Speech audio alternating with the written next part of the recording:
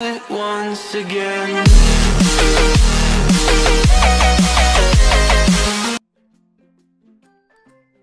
Hi guys, so this is Cash, aka Kevin is his show name. Yes, he deserves a much nicer name for his stable name though. Not that there's anything wrong with Kevin, but just look at him, it doesn't suit him, does it? It doesn't suit Kevin. So he came yesterday. He's been bought by an owner. He's been jumping 135s in Vilamoura, and he's a seven-year-old. So the story is he's lost his confidence, and my job hopefully is to restore that by just taking him back to basics, basically.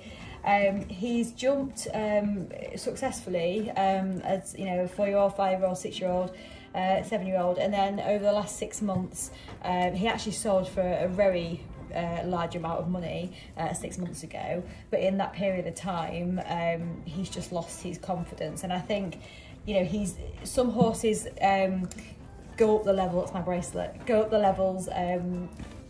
He just bit me. We've got a good relationship going already, can you tell? We've got some horses go up the levels really well, and don't, you know, get worried by anything. They just go up the levels and continue at that consistent level. And then you get some horses like Cash, who, you know, maybe don't benefit from, you know, the age classes, how they are seen commercially, if you like, how they are seen, you know, as a 6-year-old they should be, as a 7-year-old they should be, as an 8-year-old they should be. Well, some horses actually, you know, they're all individual, and some horses actually should be jumping what they, you know, feel comfortable at the time. And I think, you know, with him, he's a giver, and he wants to try for you and he wants to do his job. But actually, you know, I think he would have benefited maybe from somebody who just is quite happy to take their time. He's very talented, so obviously it's very easy to go up the levels on a horse like him because he wants to do it for you and he's got all the ability. But sometimes, you know, you have to sort of be, you know, careful that you don't lose their confidence along the way. And I think that's what's happened with him. So my job is to basically try and get his confidence back. I'm hoping that I can do that for him. I will take my time, and I will go back to basics. You'll see the video that I will publish in a minute is we're just doing trotting poles, just poles on the floor. He was very, from what we've been told, when he goes up to a jump, he's almost nervous of it, whether it's a pole on the floor or whether it's a cross pole or whether it's, you know, a bigger fence. And we saw today when we lunged him that you'd go up to the pole on the floor on the lunge and he would stop at the pole, and you could tell he was quite nervous of the pole.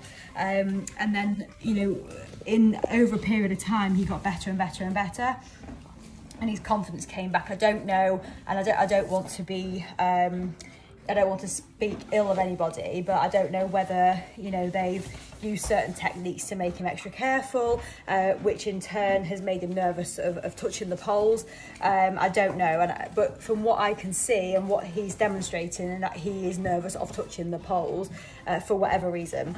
So we're going to just take him back to basics, get a relationship with him, and gain that trust that he obviously likes. And today you could tell that, like, the more you went over the pole, he was almost like, oh, did I do it? You know, am I a good boy type thing? And he is a very good boy, aren't you? So we just did that lots and lots and lots. And then when I got on him, you know, he was there sort of asking me, you know, is it okay? I could feel him sort of like, is it okay? Yes, it's okay. Good boy. And I think he would just start off with that and then do like little cavalettes, little bounces, little grids, have some fun with him, hack him, just let him enjoy being a horse. And then in view to, you know, take him to another show. We just start again, almost like he's a baby. It's actually worse sometimes when they've done a bit, because obviously he, as a baby, they don't know anything any different, and it's about your training element. Obviously, when they get to this age, and they're nervous of something because of whatever reason, you've then got to undo that. But as far as I'm aware, he's had 6 months of feeling a little bit like this. Prior to that, he was fine. So I'm hoping that 6 months isn't going to take too long to undo with the right techniques. But yeah, so there's a video coming now of him just today, first day, really basic, but I'm hoping to blog about him through our journey in hope that we do get him back to the level that he's capable of. But if he's not going to jump the level that he's capable of, it's fine, because whatever it is, it's a journey, and it's got to be our journey as a team. And I feel very privileged for Vetcom Sport Horses for allowing us to purchase him, and for his owner for choosing me to have the ride. So I thought I'd see how he was without a jockey, just lunging around the school, lunging over a couple of poles. He was fine to lunge, and then when you take him to a pole, he would, like I said before, when I was chatting before, he just sort of either went to go past it, or he would sort of stop at the base of the pole, and sort of look a little bit confused almost.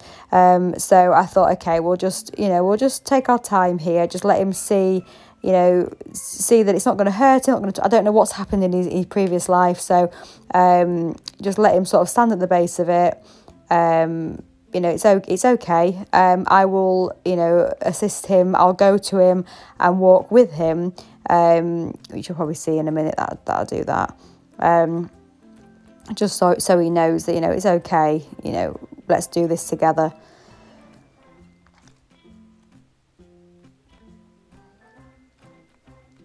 I think horses that have potentially been wrapped, if you like, in the past, I'm not saying that's exactly what's happened to him, but what we've seen in the past is horses that have been wrapped. So that's when they jump fences with metal poles, or people touch their legs with something over a fence, so they're really careful. I'm not saying that's what's happened to him, but he's showing signs of that's what's happened to him. He's almost scared to touch the pole, in case it eats him. It's almost like a monster's coming to get him. So I thought I'd do some groundwork with him first, before I hop on, just so he knows that he's okay.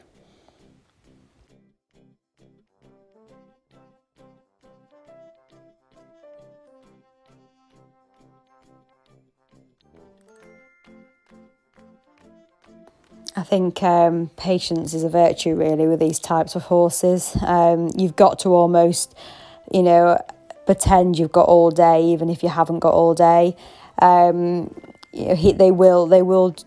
This kind of horse wants to work with you, but if you behave like you need to shoot off to work somewhere else, or you're hungry, you want to go in for your tea or something like that, then it's never going to work for you. So the best thing to do is just don't even look at the time, and just spend all that time with him. He will then feel relaxed, and it'll happen a lot quicker for you if you have that mindset that actually we have got all day. It's the same with catching horses. The horses always know, don't they, when you're in a rush, and it's like they know, and they bugger off across the field. But actually, if you pretend you've got all day, 9 times out of 10 they come to you first time. So it's just like having a different mindset, really. So you can see here that now he's starting to actually trust the pole's okay. So this is day 1, so we're just sort of like taking it really, really steady, really simple. You can see him having a little look at it there, like he's like, oh God, no, I don't think I've done it a couple of times for you, and now I'm just not sure anymore. But again, it's okay. With horses, you take a couple of steps forward and 10 back. But I think reward is key. So when he has done something right, and he's been a good boy, and he's done that for you, that's when you say it's okay. We'll change it now. You've been a good boy. And I almost feel like I want to like ignore the negative feeling that if he doesn't want to go over a pole, I kind of think, okay, it doesn't matter. I'm going to show you it's okay. I'm going to go to the other side. and show you that there's nothing there to worry about, and I want you to follow me, I want you to guide me, I would never get upset or angry with him because he's actually worried, and it's not my style anyway. I'd much rather him trust me and work with me and know that it's okay. So you can see there, like, again, you know, you can kind of see that he's probably a little bit lucky at the pole, but he's going for me. Okay, so first time we're on board, not ridden this horse before, and I just thought I'd have a little sit on him today. It's his first day and he came yesterday, but just really so I can get the feel of him.